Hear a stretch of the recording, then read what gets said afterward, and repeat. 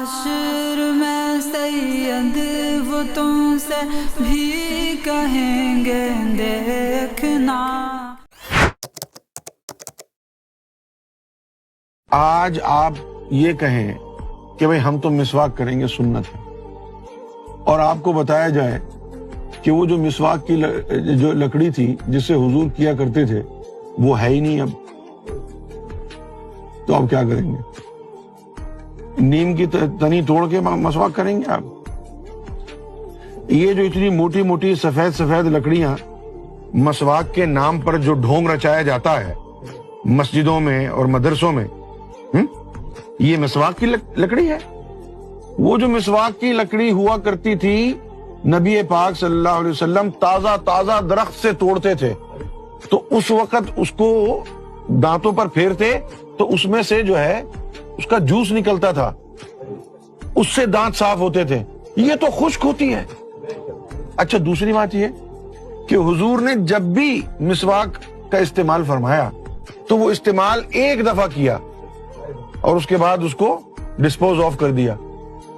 آپ تو وہ کر کے دوبارہ رکھ لیتے ہیں۔ کتنے لائف جرمز اس کو مسواک کو لگ رہے ہیں۔ اس سے پہلے بھی اس نے داڑھی کو لے کر یہ درس دینے کی کوشش کی کہ گویا داڑھی کوئی زیادہ ضروری چیز نہیں ہے، یعنی علماء اہل سنت آپ لوگوں کے درمیان اور ایسے فتنوں کے درمیان ایک ایسی آڑ ہے کہ جو ان کا زہر آپ لوگوں کے ایمان تک نہیں آنے دیتے، کہ چاہے غامدی ہو، چاہے انجینئر مرزا ہو یا پھر گوہر شاہی ہو، ان سب کی ایک ہی لے ہوتی ہے اور وہ ہوتی ہے علماء کو ٹارگٹ کرنا، کہ آپ کے سرہانے وضو کے پانی کا انتظام اور مسواک کا انتظام کیا جاتا تھا، لیکن میں اسے دھونے سے پہلے خود کر لیا کرتی تھی اور پھر دھونے کے بعد نبی پاک صلی اللہ علیہ وسلم کو مسواک دیتی۔ اب سوال یہ ہے کہ اگر تازہ مسواک کی جاتی تو کیا سفر میں پیڑ لے کے جایا جاتا؟ یہودیوں کے اس ایجنٹ یونس گوہر کو آپ بخوبی جانتے ہوں گے کہ اس نے اب تلک سرکار مدینہ صلی اللہ تعالی علیہ وسلم کی ذات اقدس پر بے شمار جھوٹ باندھے اور بہت سارے بہتان بھی لگائے، حتیٰ کہ اللہ تبارک و تعالیٰ کی شان میں بھی اس نے گستاخیاں کی، اور اپنے والد کے کلمے نام کے کلمے کو اس نے ایک نیا ایجاد کیا اور لوگوں کے اندر یہ عام کر دیا۔ آپ کو یہ بات بخوبی سمجھ لینا چاہیے کہ اکثر ایسے بازار میں دین کے نام پر آنے والے نئے فرقے اور فتنے سب سے پہلا کام یہی کرتے ہیں کہ عوام کے دلوں سے علماء اہل سنت کی نفرت پیدا کر کے ان کے دل سے ان کی محبتوں کو کم کرتے ہیں۔ اسی لیے آپ اس کے ہر بیان میں مسجد، مدرسے اور علماء کو ٹارگٹ کرتے ہوئے دیکھیں گے، یعنی یہ بخوبی جانتا ہے، بلکہ ہر شخص جانتا ہے کہ اگر مارکیٹ میں دین کے نام پر کوئی فتنہ یا فرقہ لانا ہوگا تو سب سے پہلے اس کا ڈیفینس جو ہے دین کا وہ علماء کریں گے، لہٰذا ان کی محبتوں کو عوام کے دل سے نکالنا ہوگا۔ یعنی علماء اہل سنت آپ لوگوں کے درمیان اور ایسے فتنوں کے درمیان ایک ایسی آڑ ہیں کہ جو ان کا زہر آپ لوگوں کے ایمان تک نہیں آنے دیتے، اور ان کا سب سے پہلا ٹارگٹ یہی ہوتا ہے کہ کسی بھی طرح علماء کے لیے بدظن کیا جائے اور یہ درس دینے کی کوشش کی جائے کہ معاذ اللہ علماء کو وہ روایتیں یا حدیثیں نہیں معلوم، جتنا یہ بندہ جانتا ہے عالم دین اتنا نہیں جانتے۔ اسی لیے ایسے لوگ اکثر آپ کو دکھیں گے کہ وہ علماء کے خلاف بھونکیں گے، ہر بات کے اندر مسجد اور مدارس کو ٹارگٹ کریں گے اور آپ کے دلوں سے ان کی محبتوں کو دور کر کے حسد کو پیدا کریں گے، تاکہ جب آپ ان سے دور ہوں گے تو آپ ان کی سچ بات بھی ایکسیپٹ نہیں کریں گے۔ لہٰذا علماء کا آپ کے اور ان کے درمیان آپ کے ایمان، عقیدے اور آخرت کی بھلائی کے لیے ایک مضبوط آڑ ہے، یہ بات یہ لوگ بھی سمجھتے ہیں۔ اسی لیے آپ دیکھیں گے کہ چاہے غامدی ہو، چاہے انجینئر مرزا ہو یا پھر گوہر شاہی ہو، ان سب کی ایک ہی لے ہوتی ہے اور وہ ہوتی ہے علماء کو ٹارگٹ کرنا۔ نبی پاک کی ذات پر اس نے اتنے جھوٹ پہلے بھی باندھے، وہی سلسلہ جاری ہے، اور ہمارا یہ سلسلہ اس کو ایکسپوز کرنے کا بھی الحمدللہ جاری ہے اور جاری ساری رہے گا۔ ابھی اس نے بولا کہ نبی پاک صلی اللہ تعالی علیہ وسلم جب بھی مسواک کرتے ہمیشہ تازہ مسواک توڑتے اور ایک بار مسواک کرنے کے بعد دوبارہ اس کو استعمال نہیں فرماتے تھے، اور ساتھ ہی یہ کہ یہ آج کل جو لوگ ملا مولوی مسواک کرتے ہیں یا مسجد مدرسوں کے اندر مسواک کی جاتی ہے، اس کا درس دیا جاتا ہے، گویا یہ سنت نہیں ہے کہ یہ تو رکھی ہوئی مسواک کو استعمال کرنا ہے۔ تو آج ہم سمجھنے کی کوشش کریں گے کیا یہ عقلاً بھی بات درست ہے کہ ہر بار نئی مسواک توڑ کے ہی نبی پاک مسواک کرتے تھے یا پھر اس کو ریپیٹ بھی کیا کرتے تھے، اور یہ بات کہاں تک درست ہے کہ آپ نے کبھی بھی مسواک کو ریپیٹ نہیں کیا بلکہ ہمیشہ تازہ توڑا اور کیا، اور آج کل کے جو مدرسے مسجدوں کے اندر مسواک لوگ کرتے ہیں گویا وہ سنت نہیں ہے۔ لوگوں کو ہمیشہ سنت سے دور کرنے کا یہ معاملہ اس کا نیا نہیں ہے۔ اس سے پہلے بھی اس نے داڑھی کو لے کر یہ درس دینے کی کوشش کی کہ گویا داڑھی کوئی زیادہ ضروری چیز نہیں ہے، آپ اپنے دل کو صاف کرو، اللہ تعالیٰ سے لو لگاؤ، وغیرہ وغیرہ قسم کی باتیں، صوفیانہ باتیں اہل سنت کے نام پہ کر کے لوگوں کو شرک کی طرف یہ بندہ لے کے جا رہا ہے۔ صحیح مسلم کے اندر روایت ہے اور دیگر حدیثوں کے اندر بھی کہ آپ صلی اللہ تعالی علیہ وسلم کا یہ معمول تھا کہ آپ جب بھی تہجد کی نماز ادا کرتے یعنی اس کے لیے بیدار ہوتے اٹھتے تو پہلے مسواک سے اپنے منہ کو صاف کیا کرتے تھے۔ اب سوال یہ ہے کہ جس مسواک سے صاف کرتے تھے کیا آپ سرکار مدینہ ہمیشہ تازہ مسواک رات کو توڑتے تھے اور توڑ کر مسواک کرتے تھے اور پھر تہجد ادا کرتے تھے؟ تو ایسا نہیں ہے۔ اسی طرح ایک اور روایت ہے، حضرت ابن عباس رضی اللہ تعالیٰ عنہ بیان فرماتے ہیں کہ میں رات کو سرکار صلی اللہ تعالی علیہ وسلم کے گھر میں ہی رکا اور میں نے دیکھا کہ آپ رات کو بیدار ہوئے اور آپ اپنے آخری وقت میں اٹھ کر حجرے مبارک سے باہر تشریف لے گئے اور آپ نے آسمان کی طرف دیکھا اور سورہ آل عمران کی یہ آیت تلاوت کی، اِنَّ فِي خَلْقِ السَّمَاوَاتِ وَالْأَرْضِ وَاخْتِلَافِ اللَّيْلِ وَالنَّهَارِ، اور یہ آیت آپ صلی اللہ تعالی وسلم نے پڑھنے کے بعد واپس حجرے میں تشریف لے گئے اور پہلے آپ نے مسواک کی، پھر وضو کیا، پھر کھڑے ہو کے نفل ادا کی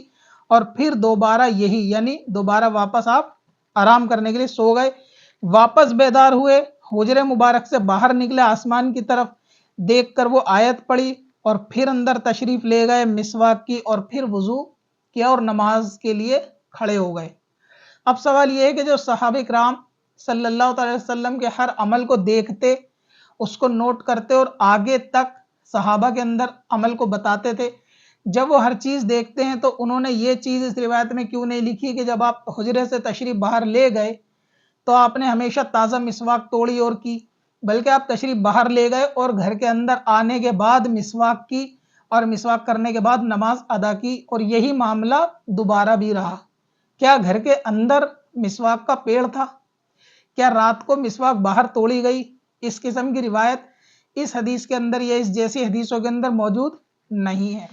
اسی طرح مشکات شریف کے اندر ہے کہ آپ صلی اللہ تعالی وسلم کے بارے میں حضرت عائشہ رضی اللہ تعالیٰ عنہ سے بہت مشہور حدیث ہے،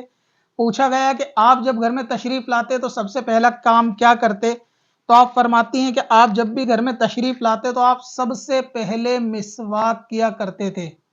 اگر اس میں مسواک باہر سے ہر بار لانا ثابت ہوتا تو روایتوں کے اندر یہ چیز ہوتی کہ آپ مسواک کیا کرتے تھے اور اپنے ساتھ لے کر آیا کرتے تھے، جبکہ ایسا نہیں ہے۔ اسی روایت کے اندر ہے کہ حضرت خدیجہ رضی اللہ تعالیٰ عنہ بھی روایت کرتے ہیں کہ آپ نماز تہجد کے لیے کھڑے ہوتے تو پہلے اپنے منہ کو مسواک سے صاف فرماتے اور اس کے بعد نماز تہجد ادا کرتے۔ اور ایک روایت کے اندر ہے کہ آپ رات کو اس وقت تک نہ سوتے جب تک مسواک نہ کر لیتے، اور ایک روایت کے اندر ہے کہ آپ سو کر اٹھتے گویا دن میں یا رات میں تو آپ ہمیشہ پہلے مسواک فرماتے اور اس کے بعد جو ہے وہ نماز ہوتی تو نماز وضو کرنا ہوتا تو وضو کرتے، لیکن سو کر اٹھ کر سب سے پہلے مسواک کیا کرتے تھے۔ اور یہی نہیں، حضرت عائشہ رضی اللہ تعالیٰ عنہ فرماتی ہیں سرکار صلی اللہ تعالی علیہ وسلم کے بارے میں کہ آپ کے سرہانے وضو کے پانی کا انتظام اور مسواک کا انتظام کیا جاتا تھا، یعنی سونے سے پہلے آپ کے وضو کے پانی اور مسواک کو رکھا جاتا، اور پھر وہ روایت ہے کہ آپ جب رات میں اٹھتے تو پہلے مسواک کرتے اور پھر وضو کرتے اور نماز تہجد کی ادا کرتے۔ جو مسواک رات کو سرہانے رکھی جاتی تھی، جیسا کہ مسواک رکھ کے سونا سنت بھی ہے،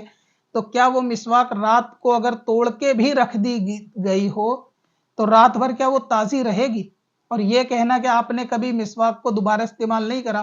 گویا آپ کی ذات پر جھوٹ باندھنا ہے اور یہ کہنا کہ آپ ہمیشہ ایک بار استعمال کر کے اس کو ڈسٹروائے کرتے، دوبارہ استعمال ہی نہیں کرتے، گویا یہ بھی ایک قسم کا آپ صلی اللہ تعالی علیہ وسلم کی ذات پر کھلا جھوٹ اور بہتان ہے۔ اسی طرح ابن ماجہ کی ایک حدیث کے اندر ہے کہ سرکار صلی اللہ تعالی علیہ وسلم رات کو 2 رکعت نماز پڑھتے اور فارغ ہو کر مسواک کیا کرتے، یعنی نماز سے پہلے بھی کبھی، نماز کے بعد بھی کبھی مسواک کیا کرتے۔ تو یہ کہنا کہ آپ صلی اللہ علیہ وسلم نے کبھی مسواک دوبارہ استعمال نہیں کی، گویا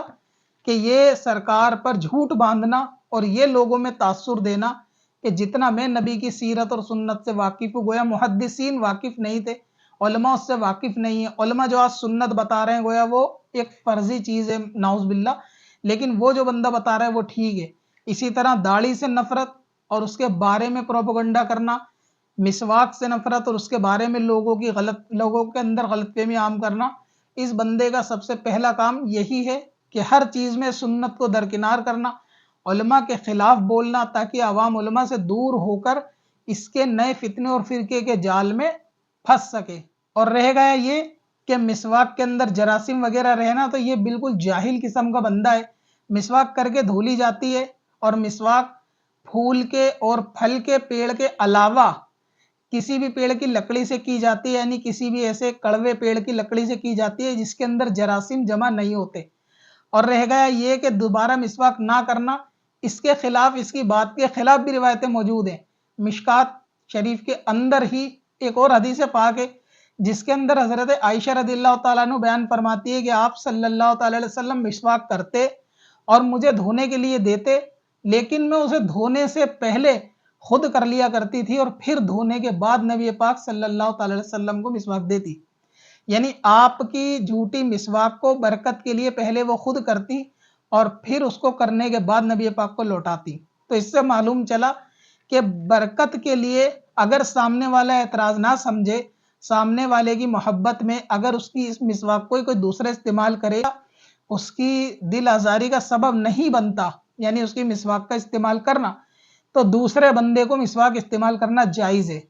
جیسا کہ اس روایت کے اندر ہے کہ سرکار نے جب حضرت عائشہ رضی اللہ تعالیٰ عنہ کو مسواک دی تو آپ نے دھونے کے لیے دی، کیونکہ آپ بیچ میں بھی مسواک کر کے دھوتے تھے، شروع میں بھی، اور مسواک جب رکھتے آخر میں بھی دھوتے۔ تو جب آپ نے یہ مسواک دھونے کے لیے دی تو آپ نے دھونے سے پہلے فرمایا کہ میں نے اس کو خود کر لیا، کیونکہ یہ آپ کے مبارک منہ شریف سے نکلی ہوئی مسواک تھی، گویا برکت کے لیے پہلے اس کو میں نے بھی کر لیا،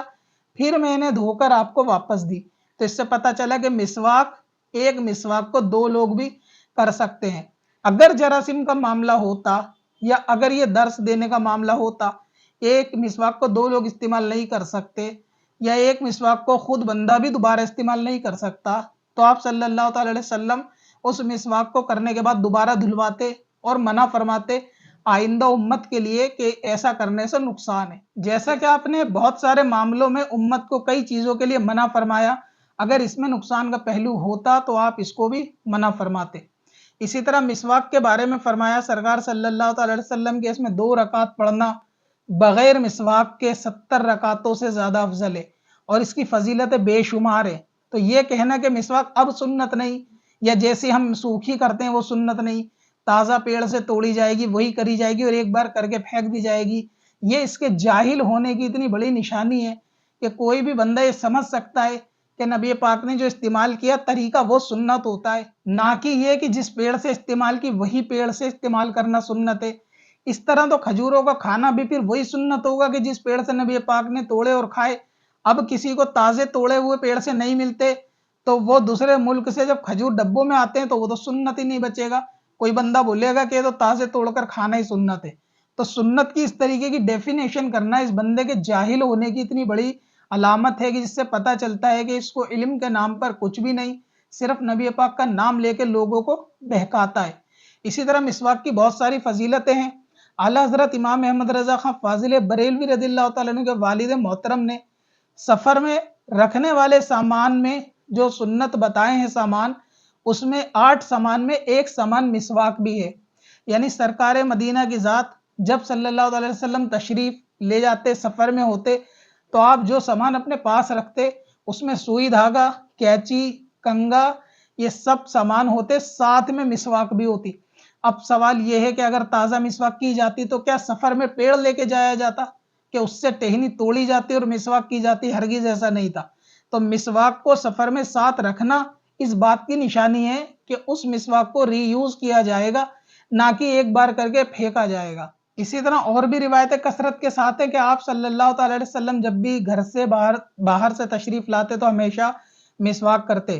اور حضرت علی رضی اللہ تعالیٰ عنہ فرماتے ہیں کہ 3 چیزیں دماغ کو تیز کرتی ہیں، یعنی عقل کو بڑھاتی ہیں، یادداشت کو تیز کرتی ہیں، قوت حافظہ کو قوی کرتی ہیں. اس میں ایک مسواک کرنا ہے، دوسرا قرآن پاک کی تلاوت کرنا ہے، اور تیسرا روزہ رکھنا ہے.